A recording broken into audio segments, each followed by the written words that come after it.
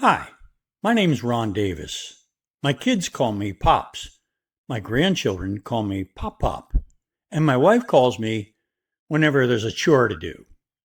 The object of this series of videos is to tell you about an adventure I had. You see, when I turned 70 years old, which was 8 years ago, I decided to bicycle all the way across America from the West Coast to the East Coast. Spoiler alert, I didn't make it, but I had a number of really weird things happen to me along the way, and I think you might find them entertaining, which is the whole idea of doing this, to entertain you with the adventures of a 70-year-old that is foolish enough to bicycle alone across America. So here we go. So in planning the trip, the first thing that I needed was a bicycle that would handle it. You see, I made the decision not to use hotels, rather to sleep alongside of the road for a number of reasons. First off, why would you want to get a good night's sleep when all you were doing was bicycling from coast to coast? Huh? Instead, I could sleep alongside of the road and stop wherever I wanted.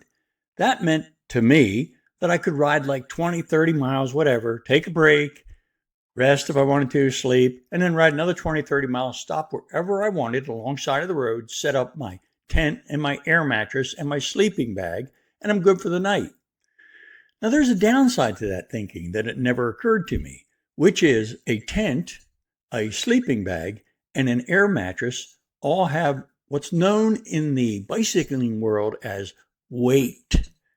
That meant you had to haul them.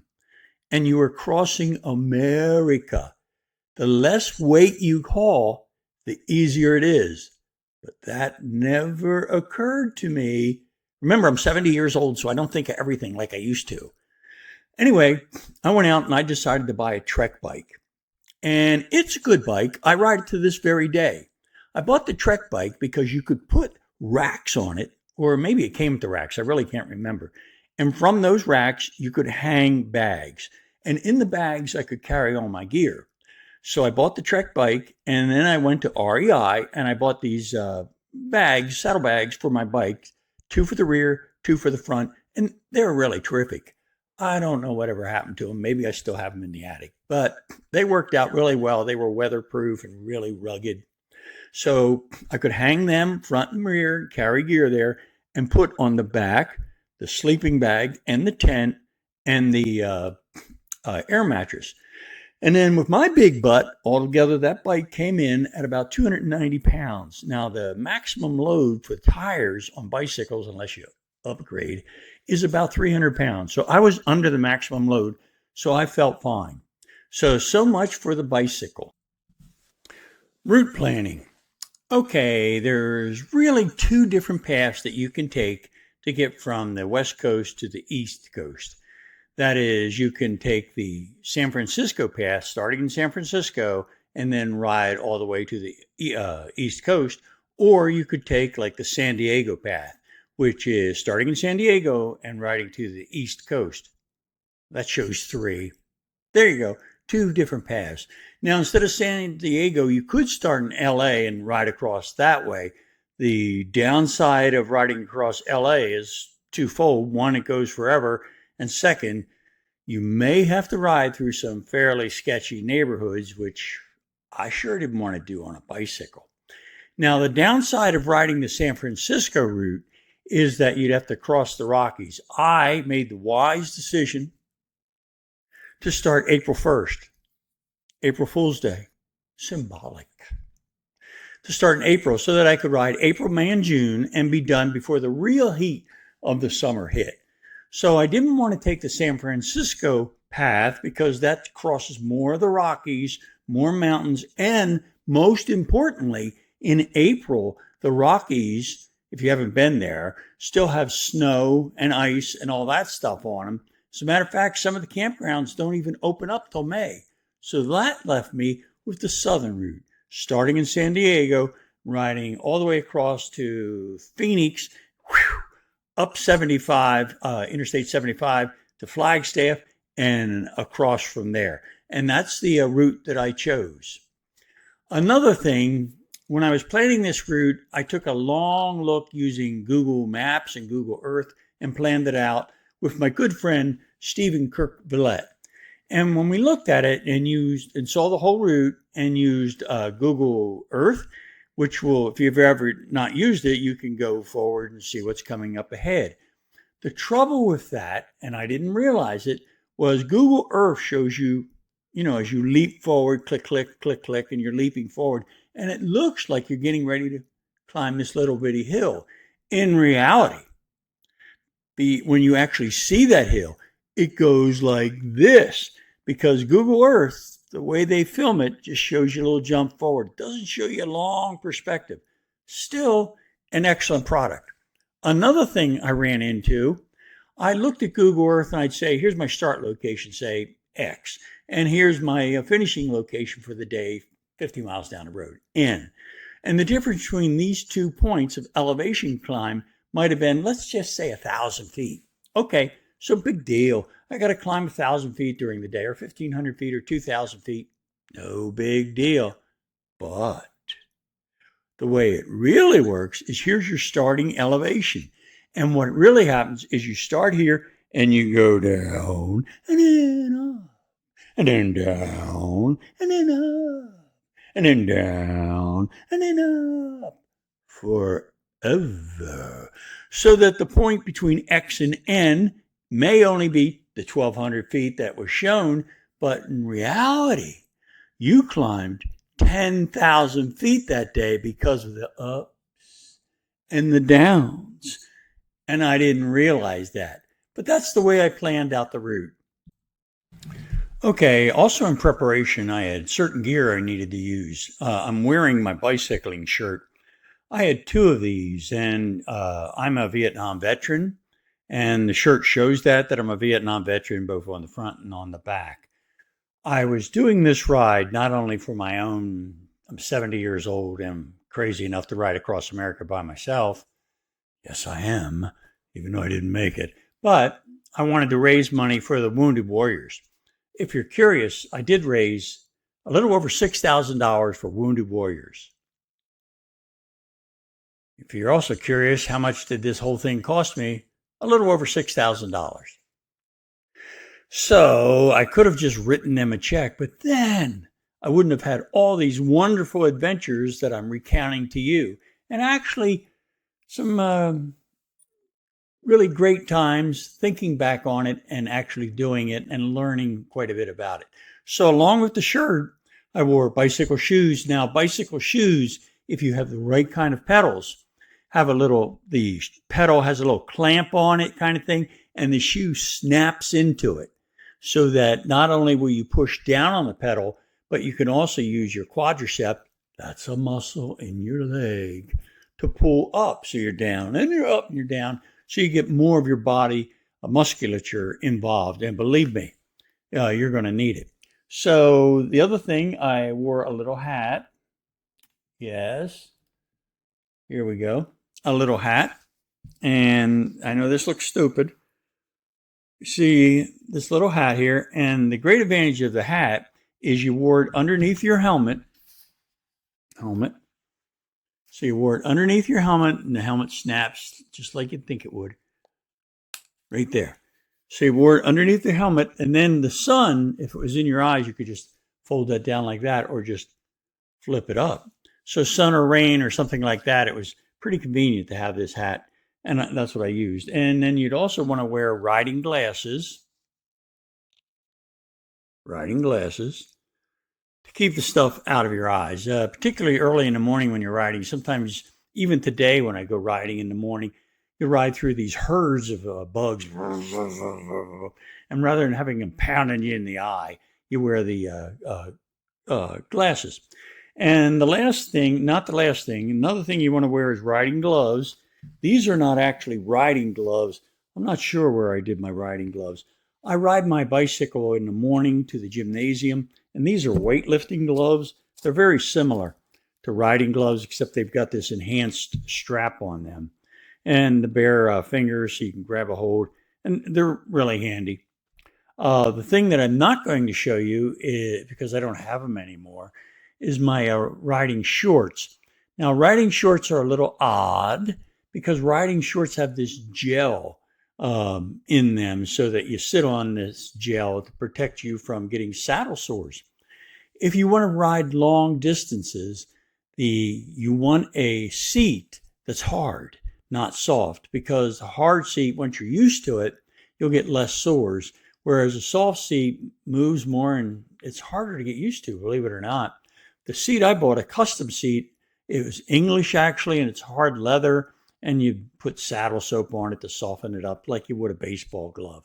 So that was the gear I had to do the ride. How I trained for this trip. The training continued my theme for the entire trip. That is, how to bicycle across the country for 70-year-old morons. I live in Plano, Texas, which is a suburb of Dallas, and Plano is just about flat as a board. Now, I knew I would encounter at least a hill or two, having to cross the Rockies and then having to cross other mountain chains as I crossed the country. Too numerous to even mention. But I trained in Plano on flat ground. Now, I did ride 50 to 85 miles a day in all kinds of weather. I didn't let that stop me. But I did not ride on hills. It occurred to me I should go down to Austin, Texas, which is pretty hilly because you see, Austin is in the hill country, meaning there's hills. Not so in Plano. So, would you like to know how my training went in Austin? It didn't. Why? Remember the theme? Bicycling for morons? I never got around to doing it. But I did do like 3 months of training on my bike, 50 to 80 miles a day. And I thought that would be sufficient. Another bad idea. Logistics. Now, I needed to get everything from Plano, Texas, DFW Airport, out to San Diego. So the bicycle, you can ship that on an airplane. You can buy these cases and you take the bicycle apart and put it in the case. And I think the airline even sells you a box, but I'm not sure. The problem with the idea of using a case is once I got out to San Diego, what am I going to do with that case? There are a couple $100 and I didn't want to just chunk it. So what am I going to do with it? So that idea didn't work. The second idea with using the airline box was once I get it out there, then I have to have it all disassembled to put into that box. That means I got to sit there and reassemble it. So I didn't like that. I found the third option, which worked really well. There's a company called Bike Flights. And what they do is they send you a box and you disassemble your bike and put it into the box and then take it to FedEx, who Bike Flights has a partnership with, and they will ship it to wherever you tell them to. Now, it turns out about a half a mile from the San Diego airport, there was a bicycle shop. So this worked great.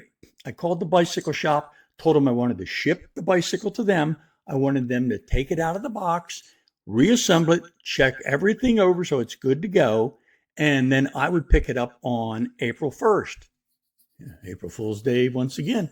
And they said, fine. And I did that. I sent it on out there, and that was great. Now, another problem I had, logistics-wise, is remember, I'm going to sleep alongside the road out in the wild. So I wanted to have some self-protection. So what I did was I brought my Marine Corps K-bar, there you are, which is a fighting knife. Now, that was for self-protection, so I thought as long as there was only maybe 10 or 20 of the enemy, I was fine. More than that, I might have a little problem. So I brought that. Now, you can't take fighting knives onto the airplane, so you got to pack that in with your luggage, which is what I did. The third thing I did was I needed to get these saddlebags with all the gear and my tent and my sleeping bag and my air mattress and my fighting knife out to San Diego. So what I did, I went and bought heavy duty, I mean tough boy, shipping boxes, really thick cardboard. And I packed 2 bags in each, 2 saddlebags in one, 2 saddlebags in another, and then the tent, sleeping bag, air mattress in a third. Okay. And then I put my K-bar in one of those. Then I went and got rolls of really tough tape, and I wrapped it that way, and then wrapped it this way, and then wrapped it this way, and then wrapped it that way. I mean, this sucker was sealed because I didn't want anything to happen to it. So I went to the airport, and if you're wondering, I wore my bicycle uniforms because remember, I wanted to travel as light as possible. I was already up to like 280 pounds. So I had on my Vietnam bicycling shirt, right? And my bicycling shorts, which I showed you in a previous video.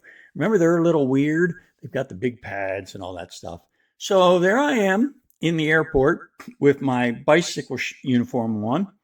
And I don't know if I was wearing my helmet or if I shipped it. I can't remember. To be honest with you, I think I was wearing it. Anyway, so there I am. And I got a few weird looks. But they saw my Vietnam veteran shirt and, they figured I was crazy anyway. So no real trouble. So I caught the plane. Everything was fine. It was an uneventful flight.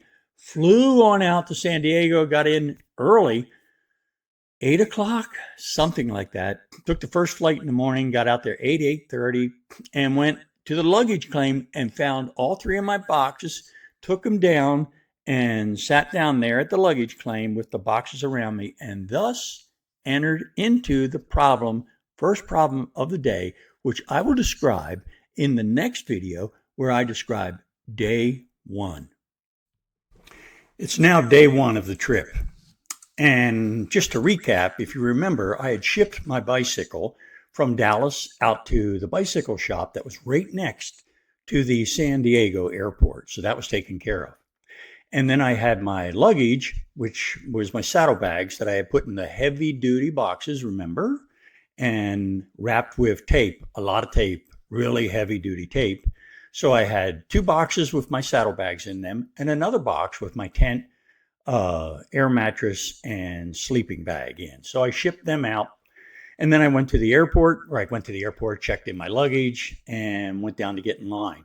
Now, I was wondering if I would get any weird looks because I was in my bicycle outfit because I didn't want to bring any more clothes than I had to. So I wore my bicycle outfit. But I don't remember getting many looks. A few people looked at me weird. I figure they thought I just came out of Walmart and was supposed to be dressed like this. The flight was kind of uneventful. My favorite kind of flights. I don't like to remember my flights. You only remember flights when something goes wrong. So I don't like to remember flights. I got to San Diego. It was really early. I don't know, 8:30, something like that. And went down to the luggage claim, and there were the 3 boxes. They had made it. Yo, yo, yo, yo. So I took those 3 boxes and went over and sat down in the luggage area and faced the first problem of the day. Remember, heavy duty box wrapped in miles and miles of heavy duty tape. And there is nothing sharp in a luggage area of an airport. And you can't carry anything sharp. They won't let you on the airplane. So now I faced the dilemma. How did I ever plan on getting these boxes open? I didn't have a plan. So I started pulling at the tape. Now remember, I wrapped the tape this way and that way and this way and that way. So there was no clear end. I pulled on it and scraped on it and scraped on it. Finally, I got one corner of the box bare. Now, it was made of cardboard. So it occurred to me that if it was wet, I could much more easily tear it and get it open. How would I get it wet? Well, I thought I'd gnaw it. So I picked up the box and started chewing on it. Until I looked up and saw people. And I realized, oh man, I must really look crazy. So I stopped that and just smiled. And eventually they went away quickly. Then I realized I could take the boxes into the men's room and soak them in the sink.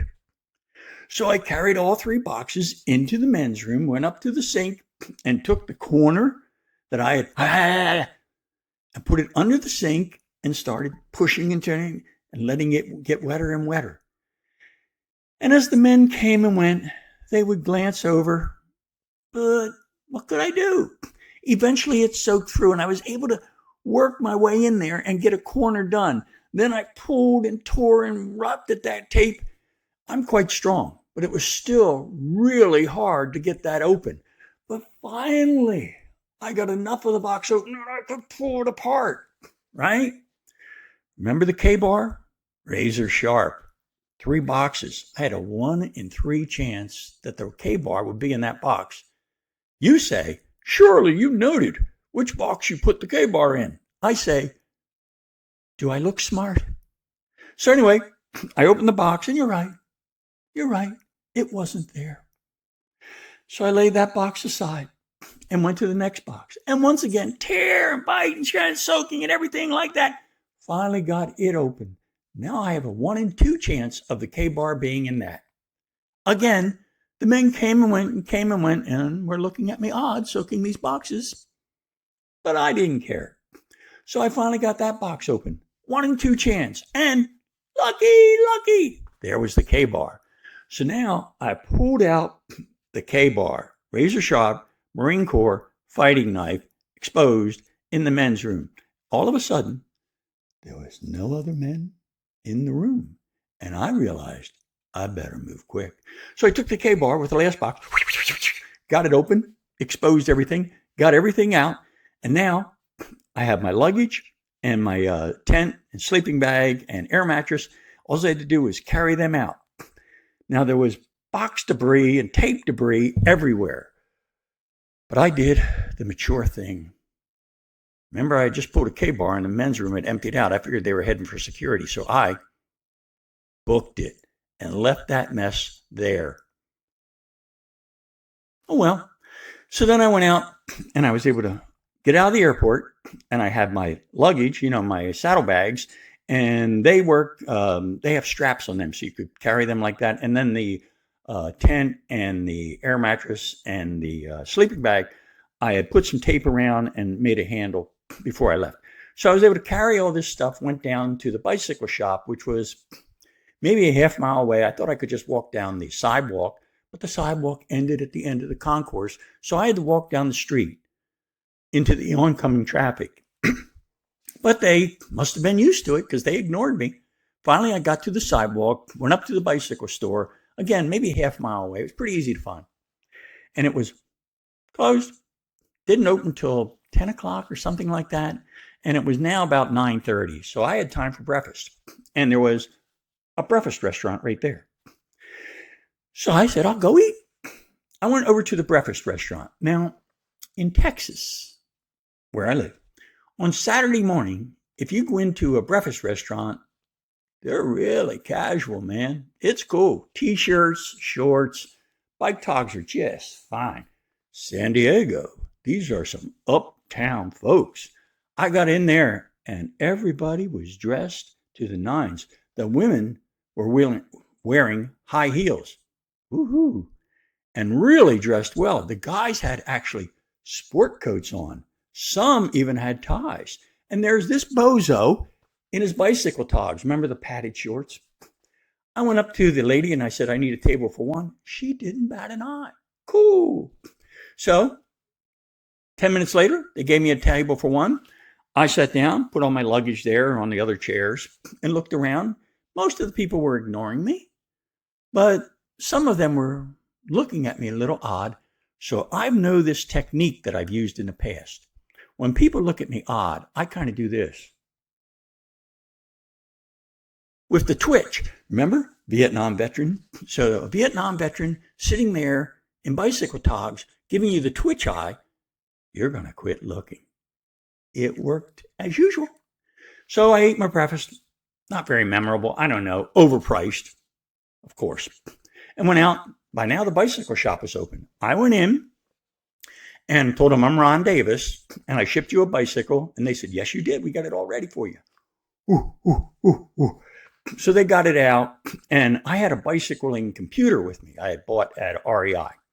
And I'd forgot to pack the bracket that it goes on the handlebars.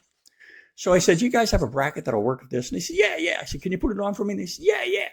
So as they're putting it on, I'm talking to the guy and I'm telling him what I'm going to do. Bicycle across the country. raise money for wounded warriors. And I had practiced in Texas. There wasn't many hills in Texas, so I was going to try to avoid as many hills as I can. But I told him I wanted to start by dipping my front tire into the Pacific Ocean, because then when I finished, I dipped my rear tire into the Atlantic Ocean in New Jersey. And he said, cool. I said, can you give me some instructions on how to get to where I can dip the bike, the front tire? And he did. He said, let me plug it into your navigation computer. So he plugged it into the navigation computer. All good. I went out, saddled up, got on my bike, and took off. Now, he had me ride like about 15 miles through all kinds of traffic, through, all kinds of traffic, down through San Diego, up around this loop through this park, which was really confusing. The bicycling computer got lost. It said, go left, no, go right, no, go left, no, go straight, no, go right. Finally, I saw this fence, and it looked like water beyond the fence. So I went over to the fence, and it was the Pacific. It was actually an inlay, a little, the ocean comes in. So I went along the fence, and I found a gate. It was private. There was a guard, and I told him what I was doing. And he said, okay, hurry it up, get in there, dip your bike, and get out. So I did. Very nice of him. I said, now I'm going to start my actual ride. And I was starting from the airport, but I need to ride back, I guess, that 12, 15 miles through all those parks and everything to get back to the airport and start my ride. He said, well, yes, you do. Or you could ride like a mile and a half right over the hill. I said, what? He said, yeah, if you go up a mile and a half, maybe 2 miles, you have to climb these really steep hills for about 10 blocks, and then you go down same hills, and you'll be back at the airport, back where you started. I said, I don't have to go the 12, 15 miles that I rode. He said, no, I don't know why you did that at all.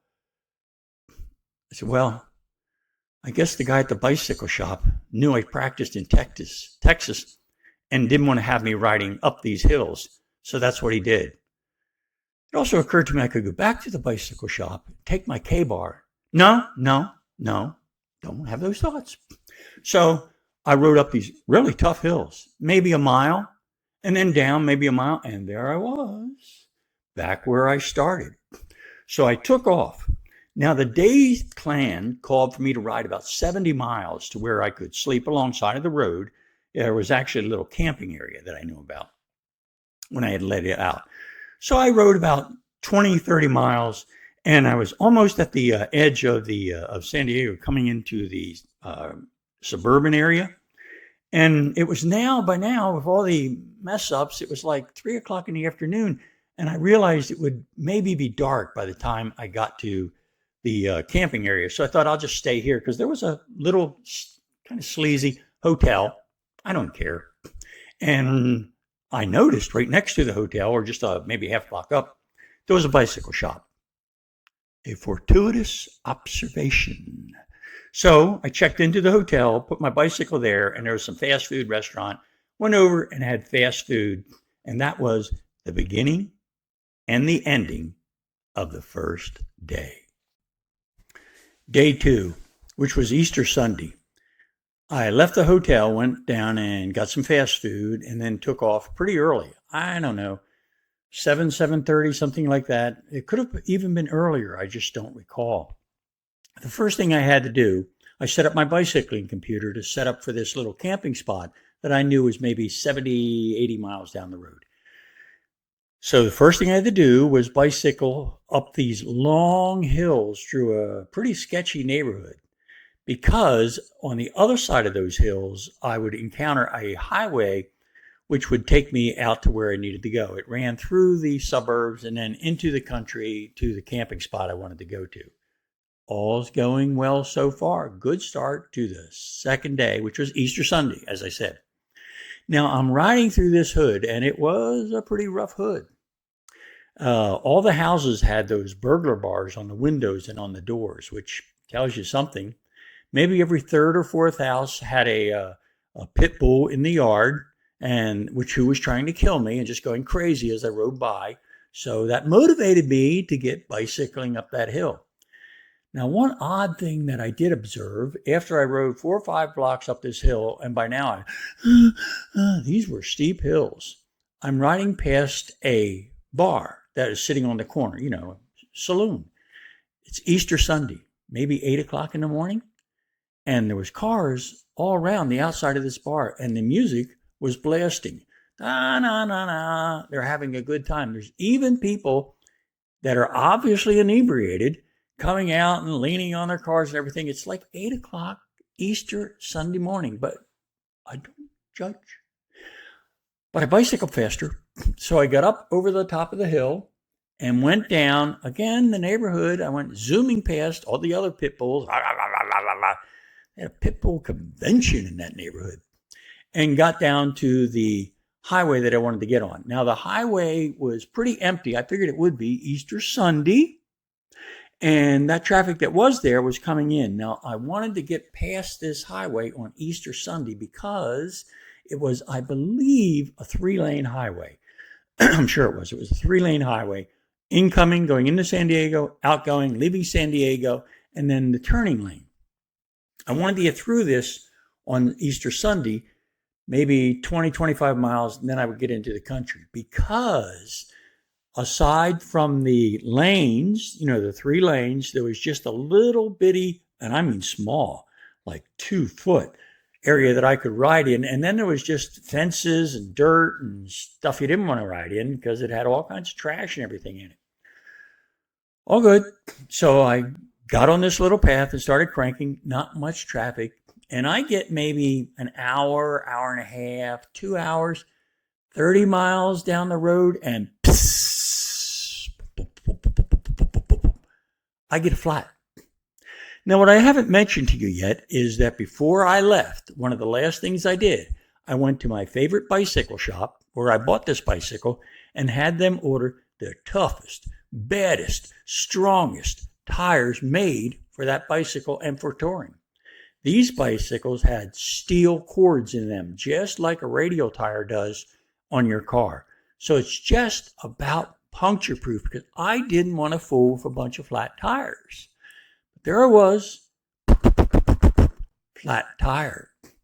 So I got off the bike and there was nowhere immediately available to change this tire. I guess I could have asked the pit bulls if they wouldn't mind me coming into the yard. But anyway, so I walked and walked maybe a mile pushing the bike and I came to a rest area. By now, I was pretty much out of the suburban area. And so I'm in this rest area. I go into the rest area and I set my bike up, turn it over, pull the tire. During training, I changed many a flat. So I knew how to change flats. There was no problem. But remember these really tough tires?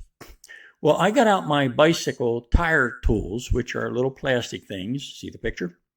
And I was eventually able to put one inside between the rim and the tire. And what you do is you break the bead, it's called.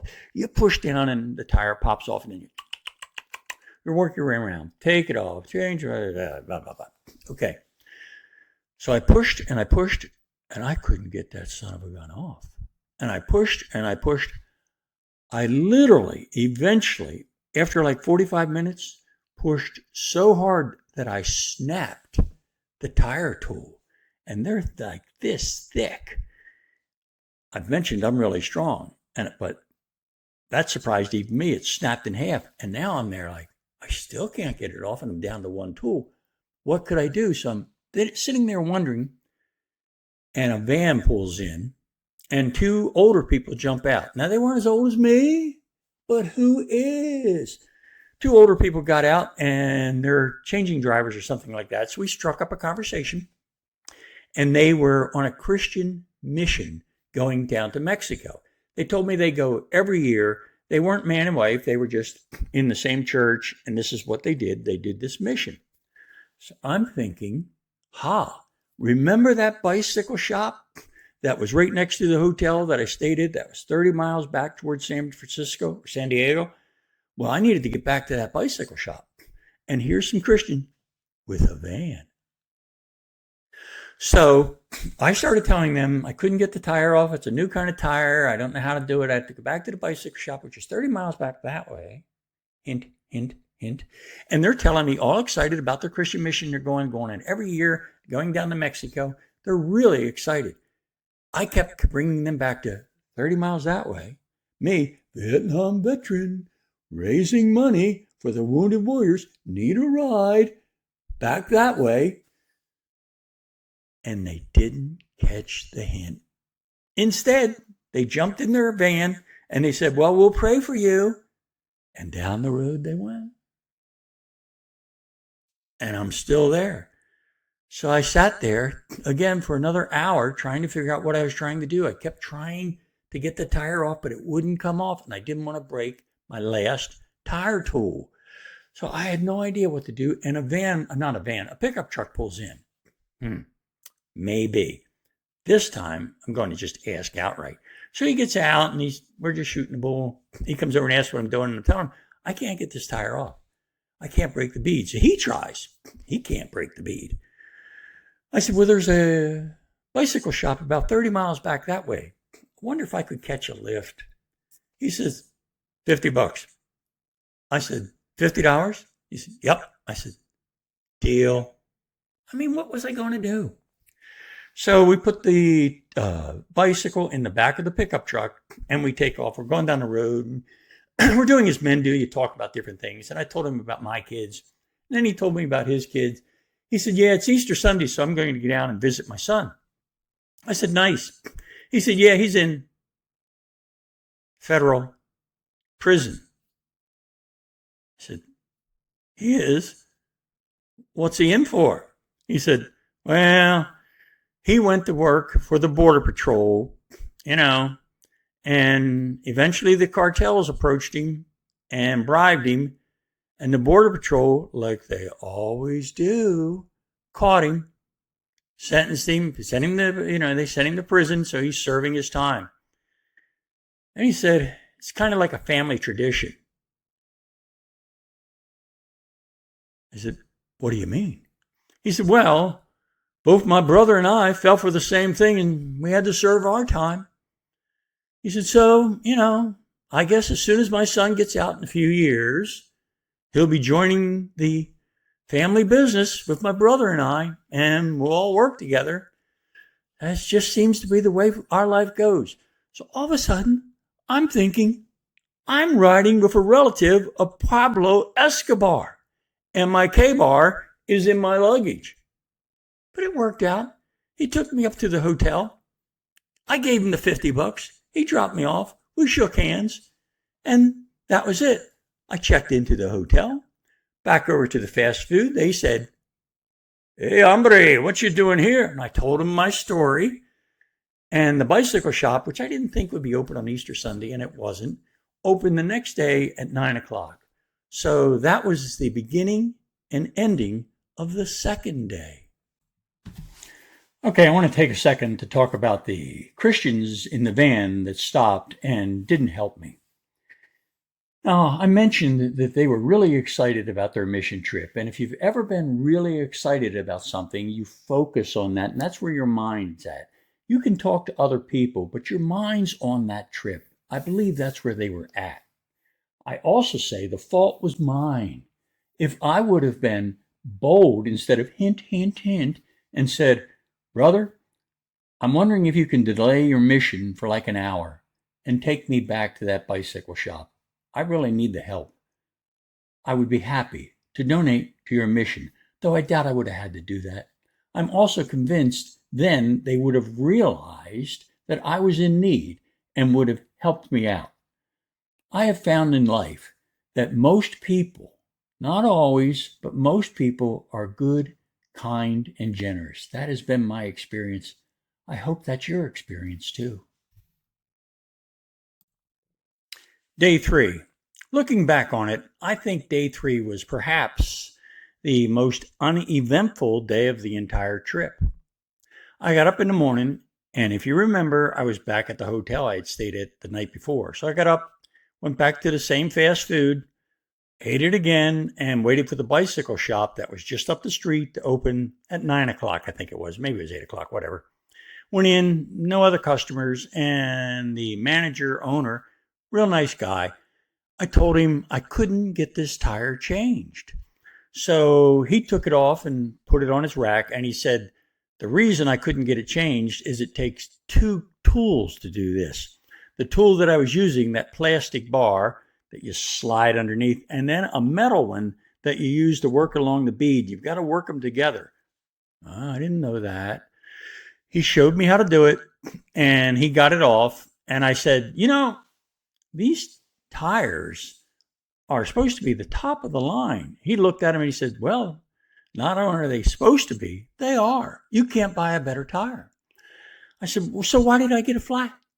He said, it's probably just pinched or something like that. Who knows? Defective inner tube. Beats me. I doubt seriously, this is him talking, that you'll have any more problems with flats. That was relieving. Dead wrong, but relieving. So he put it back together, and I said, just in case, let me buy 2 more inner tubes. So he sold them to me happily. And I went out and started my ride.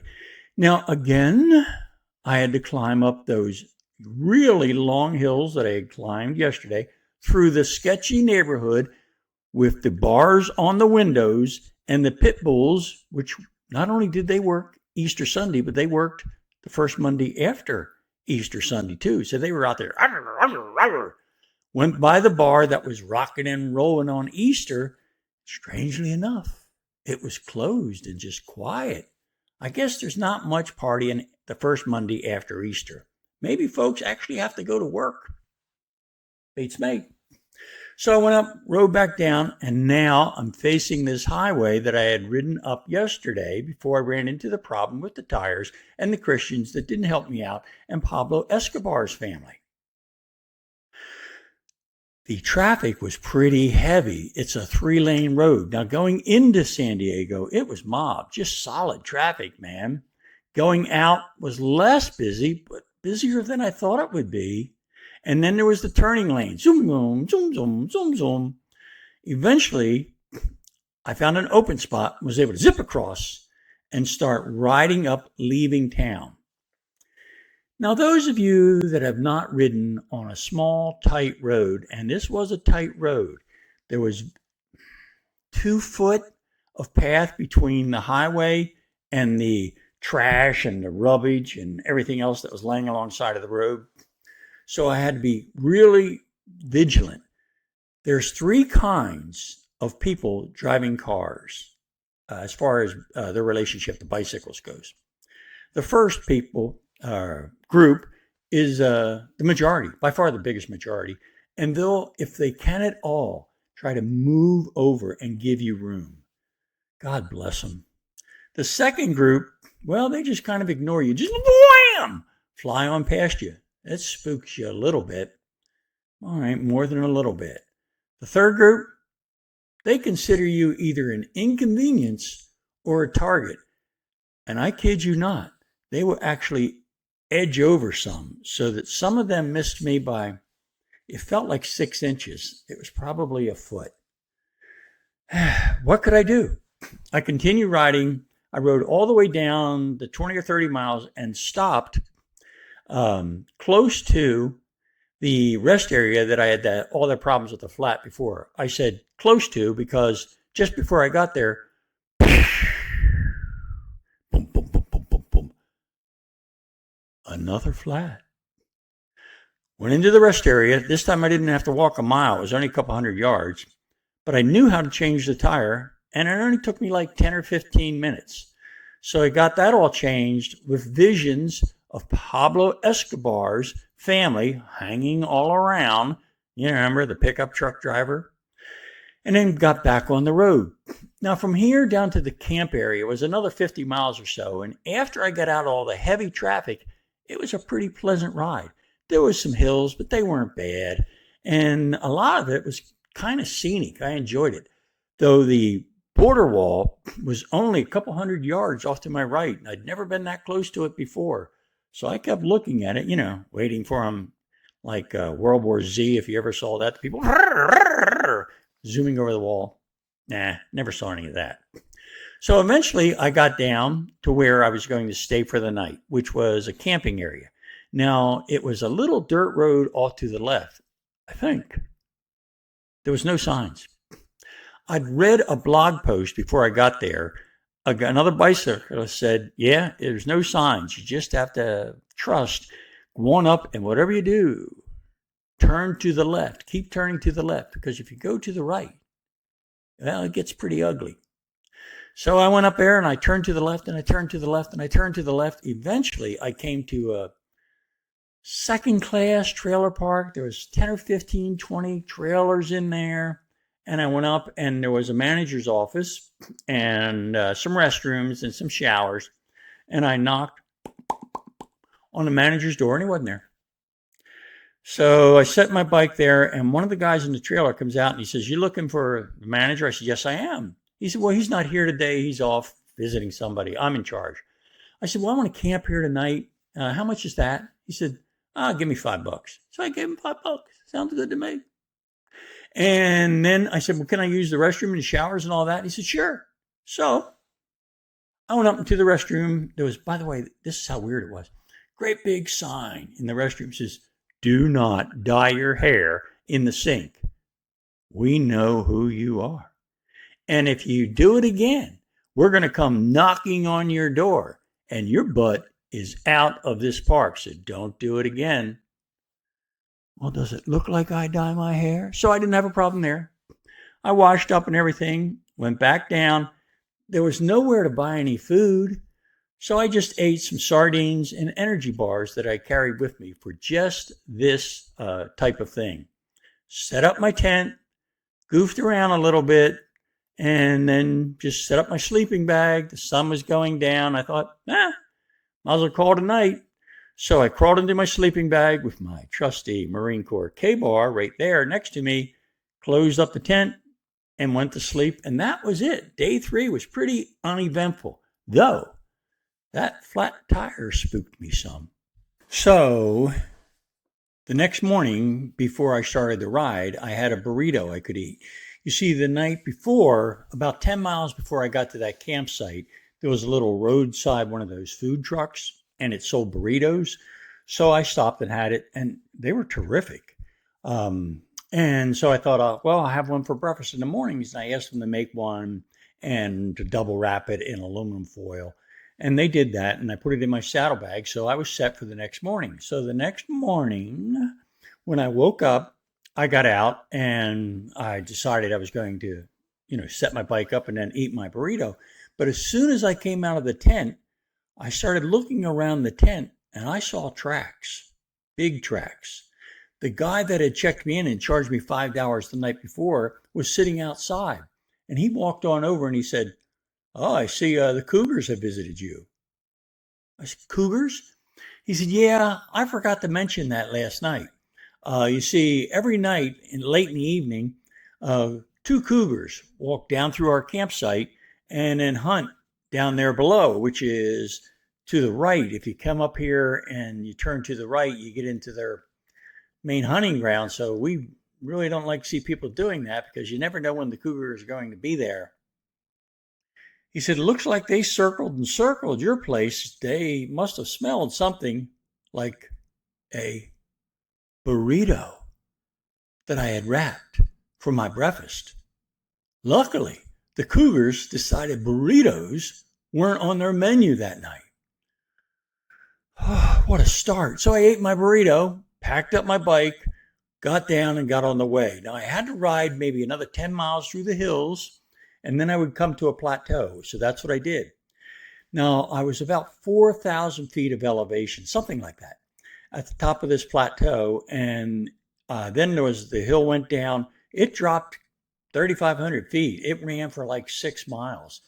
Easy just to ride on down the hill. So I get down there and I'm cranking along, right? Doing really well. And the road was nice. On the opposite side of the road, I saw this lady. She was bicycling and she's bicycling up the hill. Good for her. I'm going down. I get about halfway down the hill and I lost my rear brakes. I squeezed the lever. Nothing I still had the front brakes. And if you remember, I was wearing bicycling shoes. Quick reminder, they have a little clip on the bottom of them so they snap into your pedals so you can pull with both, your entire leg, your quadriceps, and your hamstrings. But they wouldn't be real good if you were trying to drag your feet and stop. So I was able to get the bike stopped. And I was moving 30 mile an hour. I was able to get the bike stopped. I got off and I changed into my clogs because if I was going to have to drag my feet, if I lost the front brakes too, I sure didn't want to use those bicycling shoes because that wouldn't work. Brother. So back on I go and zip on down the hill, just feathering the front brake, kind of taking it easy. Luckily, I made it all the way down the hill, but I had no rear brakes and I was wearing my bicycle clogs. So this made it harder to pedal. It was flat. I got off. I put my bicycling shoes back on because it was going to be pretty flat. Pretty much the rest of the way, which is about another 70 miles I had to go into a moderately sized town. No. Another 70 miles before I would stop for the night. And then the next leg would put me into a moderately sized town. Correction. So off I took. And I'm bicycling away, and everything's going pretty well. I'm looking around. It's pretty scenic, though it was pretty hot, even though it was April. But I had a lot of water with me, so I'm doing well. Even though I got another flat, again, I changed it. I thought, I'm going to have to make it into that town, which is 2 days away, so I can go to another bicycling store. What else could I do? So I'm going along and I rode another 50 miles or so, taking my time. I stopped at a rest area, rested, took another 10 miles, and I come up to this huge sign. By the way, by now, I was on the interstate. In California, it's legal to ride a bicycle on the interstate, the southern route, as that's the only way across. There's no other roads. You have to get on the interstate. So I'm riding along the interstate. And in California, the gaps, so there's a regular interstate, and then you're riding on the side, and there's gaps about every 10 yards where there's an expansion joint. So about every 10 yards, you go whop, whop through this expansion joint. And I'm doing this for 50 miles. It really got old. Also in California, when I first started riding on the interstate, I was aware that you were supposed to take every exit all the way down and then bicycle up the exit and continue on. I don't know why. I guess they didn't want you in there with the merging traffic. So, yeah, I'm sure that was it. So as I'm bicycling along, I look up ahead and here's an exit, which it was the second or third exit I'd passed and I hadn't been taking them. And I looked and there's a police squad car sitting there. So I took the exit and went all the way down. The entrance ramp to go back up was closed. I had to go take this little side road, which was really beat up, and go all the way back, maybe 10 miles, to the exit before, go up that up ramp, and then circle back. So this added another 20 miles to the trip. I get up to this exit again, and that squad car is still sitting there. Too bad. I skipped the exit, went right on through, merged in there, come back, saw the squad car. He hit his lights, and I'm thinking, oh, well. So I stopped. He got out, walked on back, said, boy, I was worried about you. I said, what's that? He said, well, I saw you took the exit the first time, and the entrance is closed. So I knew you had to ride all the way back and then come back up here again. I was hoping when you saw my squad car the second time, you wouldn't take the exit. I said, no, I didn't. He said, yeah, ignore that law. Everybody does. Cool. Off I go. So I continue on and stopped at a rest area that was about 20 miles from the Arizona border. Nice rest area, had some water and relaxed, ate a can of sardines. I'd already eaten my burritos that the Cougars were after. So then I got back on the road and I ride another 10 miles and there's this huge flashing sign. It says, bicyclists, do not continue. Call 1-800 blah, blah, blah, blah, blah. Okay.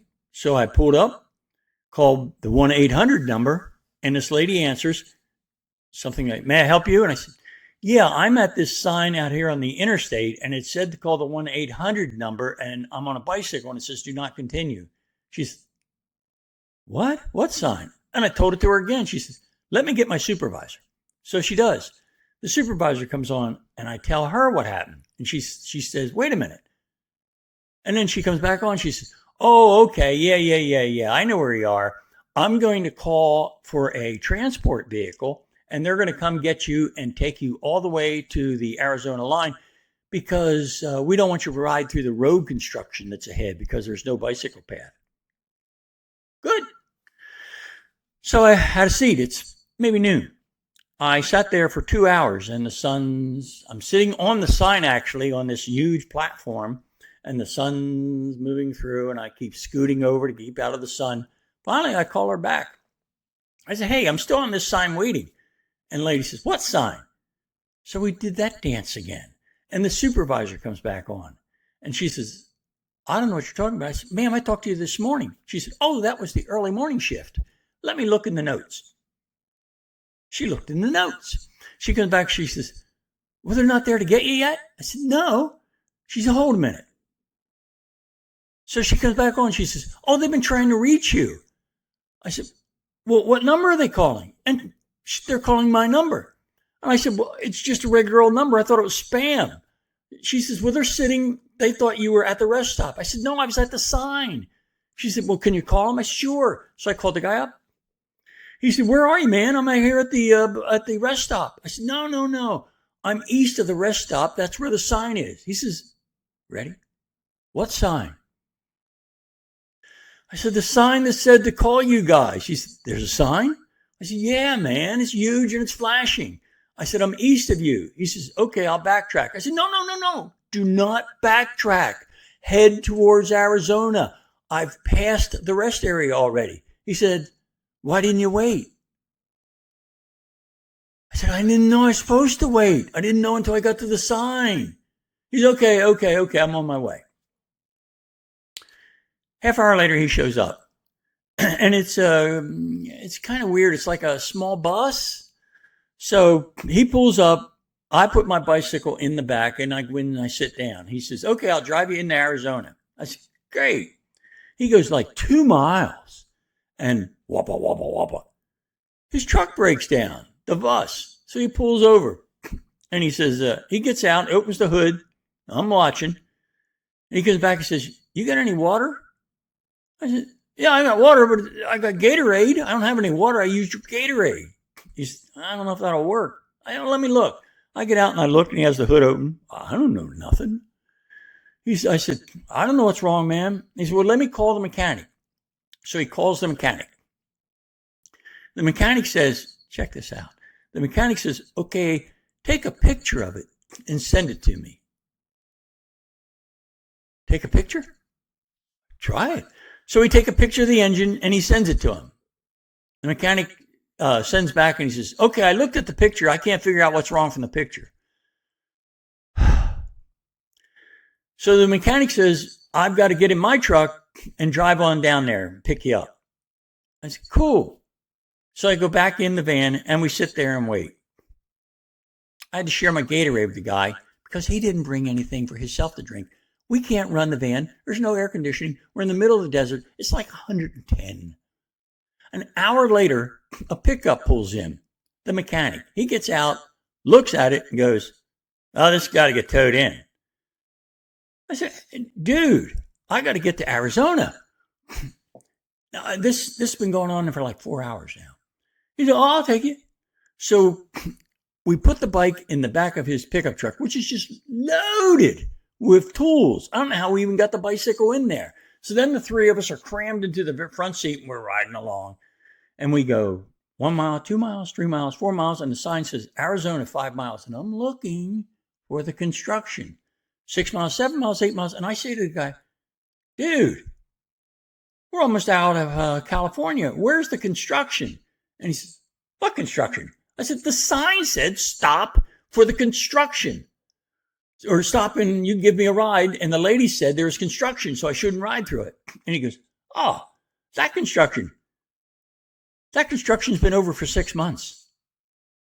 I said, so why was the sign still there? He said, I have no idea.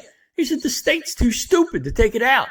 I said, so why don't you just tell people when they call in, there's no more construction, you can ride. He said, do you know what they pay us to come pick people up? You wouldn't believe it. We're not going to let that gold mine go away. Fine. He drives into Arizona, and actually he drove me up to the campsite that I was staying at, another little trailer park, and dropped me off. And that was how I got into Arizona. The next day, I left the campsite and rode about 70 miles into that moderately sized town. It was an uneventful ride, with the exception that I had 2 more flats. So now I'd had a total of at least 6 flats. I think I had more than that. But I got into that town, went straight to this bicycle shop, and it was a owner, again, a little shop, and he was quite helpful. I told him I'd lost my hydraulic brakes, and he put it to the front of the line, and it took him a good hour, but he got them working. This bicycle has hydraulic brakes, not the standard brakes. He got it working. It was some kind of a broken hose, whatever. But I told him also about all the flats I had. And I asked him, I said, should I replace this tire? Is it the tire? And he said, no, it's not the tire. The tire is the best made. There's nothing you could ride better for riding across the country. It's got to be the wheel. So he got on the phone to Trek Bicycle and explained the situation. He was on that phone with them for a half hour. And Trek really stepped up. They shipped him next day air a new tire, a new wheel for that bicycle. So that meant, of course, I was spending the night. So there was a resort, kind of trailer resort golf course thing that was maybe, a half a mile from the bicycle shop. So I went up there and was going to camp there. And I went in and asked the guy, I said, can I sleep on your grounds here? And he said, oh, sure. $20. And I had on my Vietnam veteran thing and, but he did say, thank you for your service. Paid the $20 and I went out. And by now it was evening. So I set up, I took my bicycle and there was out in the middle of the grass, there was kind of like a little structure. They were fixing something. It was a fence. So I was able to chain my bicycle to this fence and then set up my tent. So all was good. Now I decided to walk back into the town, just, quarter mile, and eat. So I did that, and the sun was going down, and it's getting pretty dark. There was no moon that night. And I looked back, and there was a machine running. So if I stood in the middle of the driveway, my Marine Corps skills coming in, and shot an azimuth straight to the bicycle, I lined up so that I could see that light behind the bicycle from this azimuth. So I knew I could get back to this spot, find that light, walk straight towards it, and I'd hit my tent and bicycle. Thank you, Marine Corps. So I went into town and ate and met some people, had a nice time, told them what I was doing, and we just shoot the bull. I left. It was 9, 10 o'clock at night and pitch black. So I walked back to the, little resort, and I get there and the light was gone. The machine had been turned off. I thought the light was on all night, but apparently it was on just for this little running machine. So I couldn't see squat. So there I am. I wandered around for an hour before by chance I ran into my tent. There it is, and there's the bicycle. I mean, it was so dark, I had to grope to find the bicycle. So I crawl into the tent, or I'm getting ready to crawl into it, and some flashlights come up. And 2 guys walk up to me, older men, and they say, hey, you sleeping here? I said, yeah. They said, you can't sleep here. But now my temper was up. And I said, Listen to me, Bubba. I paid $20 to be able to sleep here. I'm sleeping here. If you got a problem with it, step up. Well, they didn't want a confrontation, so they backed off and left. Crawled into the tent, went to sleep. The next morning, around dawn, everything erupted.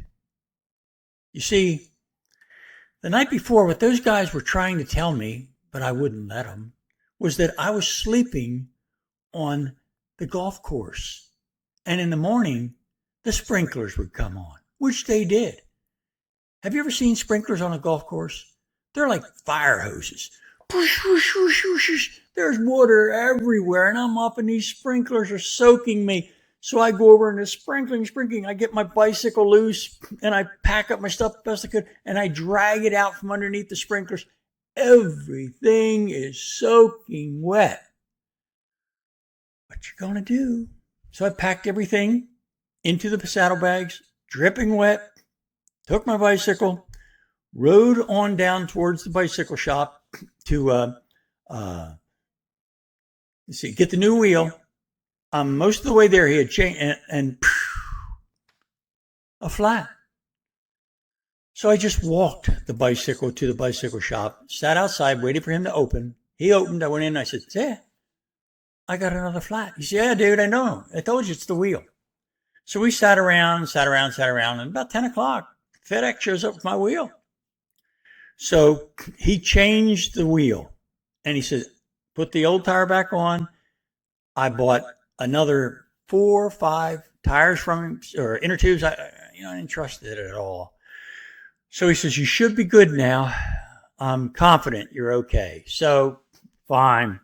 Now, by now it was late afternoon. So I went back, and instead of sleeping on the golf course again, I sprung for a hotel, a moderately priced hotel. And I took all my wet clothes and went out and hung them on a fence out in back of the hotel, called it a night. Got up the next morning, and my clothes were all dry, and that was the end of night and the end of that little town before I continued on in my journey. All right, I'm going to summarize the next couple of days. So I had the new wheel on the bike, and I left this little town and headed for Phoenix. I left about 3 o'clock in the morning because I was going to ride across the desert. I only had about 80 miles to go. And from training, I knew I could make those 80 miles in 4 to 5 hours. So I was going to crank. So I got out there and I started cranking towards Phoenix. And I was cranking. And if you remember, I now had either 4 or 5 spare inner tubes, but I wasn't worried because we had a new wheel on this bike. Now, before I got to Phoenix, I had 4 or 5 flats. I went through every one of those inner tubes and had nothing left. Now, luckily, a state trooper stopped when he saw me sitting alongside of the road, and I told him what had happened. So he allowed me to load my bicycle into the back of his state trooper truck, and he said he'd take me up to McDonald's, which I could see. It was only about 5 miles up the road. So, and I was afraid actually before he stopped that I'd have to push the bicycle with the flat across the desert those 5 miles. But because of that state trooper, I did not. He took me up and dropped me at that McDonald's, which is a suburban 20 miles outside of Phoenix. And I called my one of my Marine Corps buddies and asked him to come get me, which he did. He lives in Phoenix, and he took about 2 hours because he wasn't expecting me to be there that soon. Actually, he was expecting me to ride straight to his house, which was the original plan. And he picked me up, took me to his house, and we actually dropped the bicycle off at a bicycle shop. And I told them about the, 15 tire changes I had done, or inner tube changes I had done. I said, "It's got to be the tire." And they looked and said, "It's not the tire, man. We know exactly what it is. We run into this all the time. People don't understand how to take care of bikes in the desert." An enlightened bicycle shop.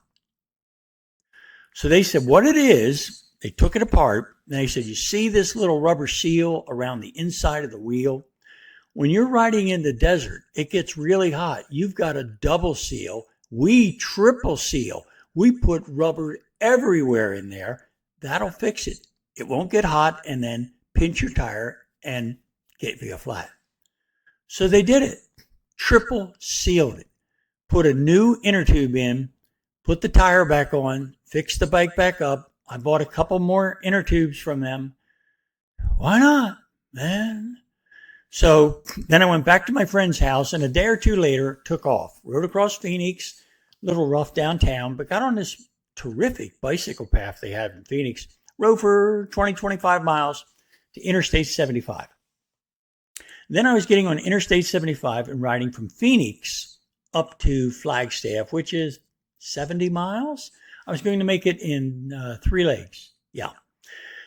So I rode up the first leg, and it was about 10 or 15 miles up 75. Now, 75 is extremely steep.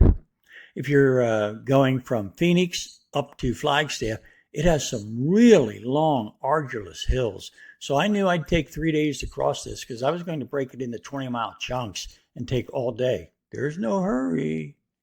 So I got to this campground. They were gracious enough to let me just stay there, and that's where I spent the night.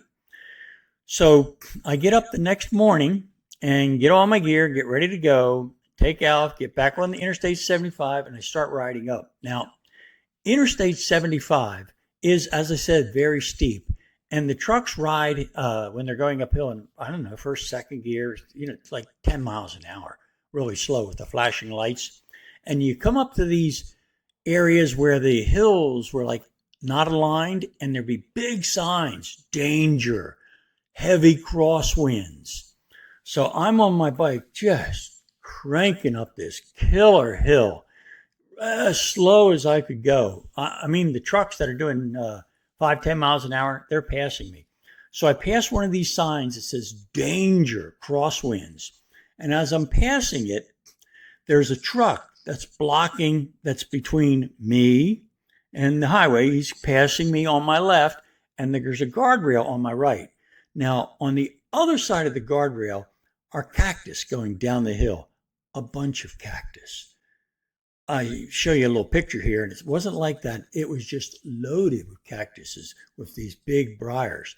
So after this truck gets past me, I catch this tremendous burst of wind that literally blew me off the bicycle. I flew off the bicycle, hit the rail, went over the rail, reached back and grabbed it to stop me from rolling down that hill into those cactus. That was it. I crawled back up, put my bicycle back up. Actually, I was at the top, almost at the top of the hill. So I went over a hill, rode down to this little rest area, called my Phoenix buddy again, asked him to come get me. He did. He came and got me. He said, what do you want to do? I said, go back to the bicycle store. So we went back to the bicycle store. I went into the store, and I said, do you guys know bike flights? And they said, yeah, we're partners. I said, well, box this sucker up and ship it. And I gave him my address. Then I told my friend, okay, let's go to the airport. So we went to the airport. Actually, first we went to FedEx, and I packaged all my stuff up, again, in FedEx boxes, and I shipped it to my house. Then he took me to the airport, and I got on a plane, and I flew back to Dallas. And that was the end of that. Getting blown off that bike and almost rolling down that hill was the closest I came to getting killed since the Vietnam War. That was it for me. The end of the trip. Epilogue. So we finally figured out what all the flats were from.